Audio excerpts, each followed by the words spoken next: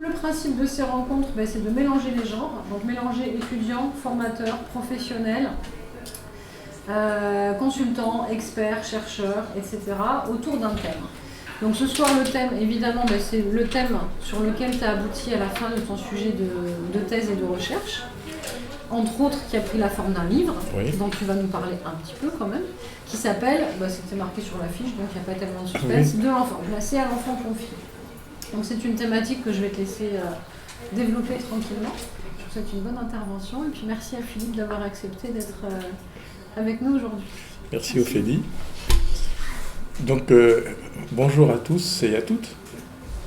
Donc j'ai une assez longue carrière maintenant qui a commencé d'abord comme travailleur social, comme éducateur et beaucoup en protection de l'enfance en fait, au foyer d'accueil d'urgence ici à Melun. J'ai travaillé 3 ans ici à Melun et j'ai gardé de cette époque des réseaux dans le secteur.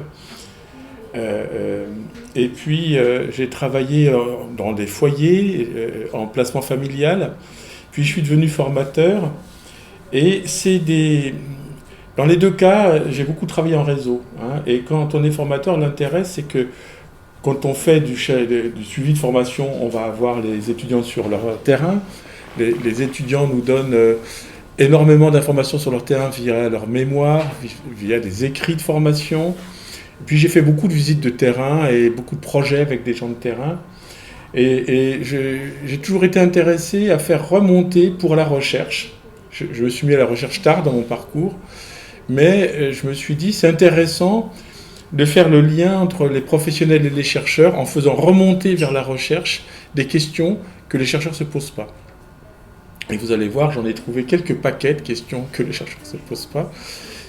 Ce qui me vaut d'ailleurs beaucoup d'invitations dans le monde de la recherche actuellement, avec plusieurs universitaires qui sont intéressés par les questions que j'ai fait remonter.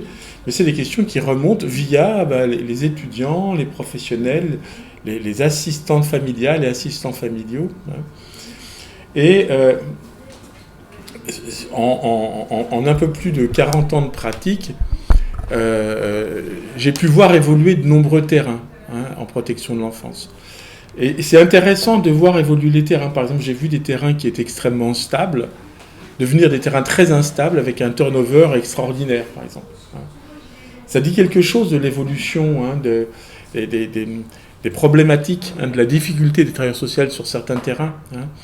Et j'ai vu des terrains en tellement mauvais état que nos apprentis en 3e année sont les plus anciens de la boîte, par exemple. Ça interpelle. Et, par contre, il y a d'autres terrains où on voit des associations dans lesquelles les épreuves sont là, mais il y a une dynamique institutionnelle assez remarquable. Et pour vous dire, par exemple, j'en parlerai pas ce soir, mais dans quelques jours, aux Assises nationales de la protection de l'enfance, je vais parler de culture de la rupture et culture du maintien des liens en protection de l'enfance. Comment des institutions gardent les liens avec les jeunes accueillis, comment d'autres institutions ont une culture de la rupture. Tout ça, ça remonte des terrains finalement. C'est-à-dire, en passant des années sur les terrains, je vois des questions qui ne sont pas travaillées et qui voient le coup d'être travaillées parce qu'elles représentent des questions vraiment importantes. Dans ma longue pratique de travailleur social et de formateur, il s'est rajouté des voyages d'études depuis 10 ans en Europe, 4 fois en Belgique, j'y retourne dans quelques jours, au Québec, on y est allé 3 fois, mais on est allé aussi en Suisse, en Espagne, je suis allé aussi en Allemagne, je travaille avec des collègues qui sont très impliqués dans la protection de l'enfance anglaise. Et ces voyages d'études ont beaucoup compté parce que, alors que je pensais très bien connaître la protection de l'enfance, puisque j'étais dedans à différents niveaux, en première, deuxième, troisième ligne depuis des décennies, je me suis rendu compte qu'en allant à l'étranger, je découvrais des questions de la protection de l'enfance que je ne me posais pas du tout comme questions, et qui sont des énigmes qui sont à la base de mes recherches, en fait. Je me suis rendu compte qu'en allant à l'étranger, je découvrais des questions de la protection de l'enfance que je ne me posais pas du tout comme questions. Donc il y a 4 grandes énigmes, donc vous allez assister finalement un petit peu à un roman policier. Première question énorme, comment ça se fait qu'on peut placer un enfant en France provisoirement pendant 18 ans. On peut même pousser le provisoire plus loin, puisque les enfants qui sont placés dès la naissance, en général, ils sont fragiles. Pour cela, on enchaîne des contrats jeunes majeurs provisoires, qui peuvent être très courts. Mais au final, ça veut dire qu'un enfant protégé peut être provisoirement placé pendant 21 ans, alors qu'il y a un consensus international extrêmement solide, issu de la théorie de l'attachement, disons et qui fait consensus aussi en France maintenant, qui nous dit qu'un besoin majeur pour bien grandir, c'est un besoin de stabilité affective. Qu'est-ce qui fait qu'on tient à ce point au provisoire? Donc ça, c'est une première énigme. On pourrait même rajouter une deuxième énigme. Pourquoi on ne travaille pas cette question alors que tous les pays voisins se sont posé la question?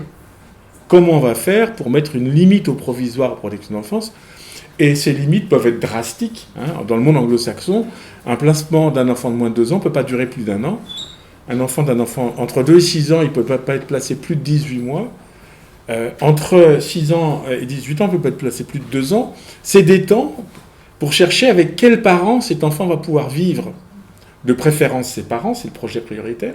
Si ce n'est pas possible avec eux, on doit absolument respecter le droit de l'enfant à grandir avec des parents qui s'occupent de lui.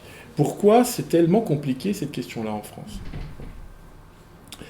Deuxième question, 50 ans après les anglo-saxons, bientôt 60 ans, la France fait les premières grandes enquêtes épidémiologiques, c'est-à-dire on prend des cohortes de milliers d'enfants et on suit qu'est-ce qu'ils deviennent année après année.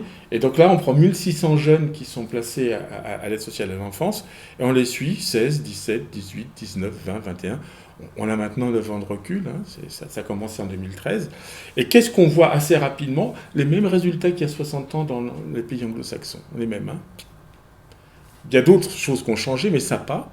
C'est-à-dire, la moitié des jeunes disent « je ne peux pas être aidé par mes parents », et un quart environ dit « moi je ne les vois plus ».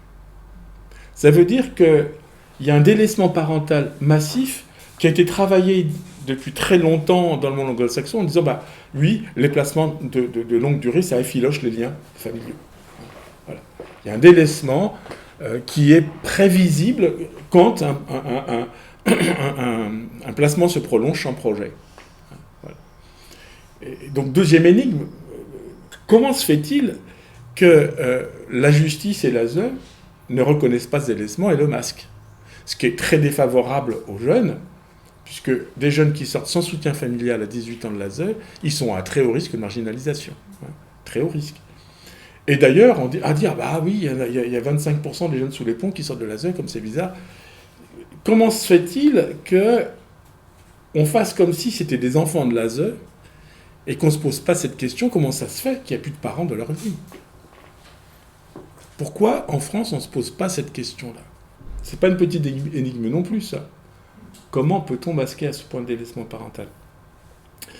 Et puis ensuite, j'ai travaillé 10 ans en placement familial, je visite des paquets de placements familiaux en Europe. Et partout, je vois, les Français sont les seuls à avoir choisi de faire un métier avec le métier de famille d'accueil. Partout en Europe, ce n'est pas un métier. Les familles sont défrayées, elles sont aidées financièrement, de façon limitée. Ça dépend des régions en Europe.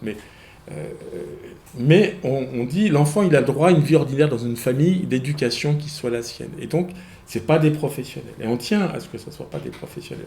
Mais souvent, on tient à ce qu'ils aient un soutien professionnel, ce qui est autre chose. Mais très vite, je vois que ces familles d'accueil bénévoles, elles ont plus de pouvoir dans toute l'Europe que nos familles professionnelles françaises. Et comment ça se voit? Par exemple, le juge ne peut prendre aucune décision sans les associer. En France, les juges ne reçoivent quasiment jamais les familles d'accueil, même après 15 ans d'accueil. Et en plus, degré de plus, elles ont légalement le droit de faire appel des décisions. Et dans beaucoup de pays, elles ont un droit de visite et de correspondance avec l'enfant qu'elles ont élevé plusieurs années.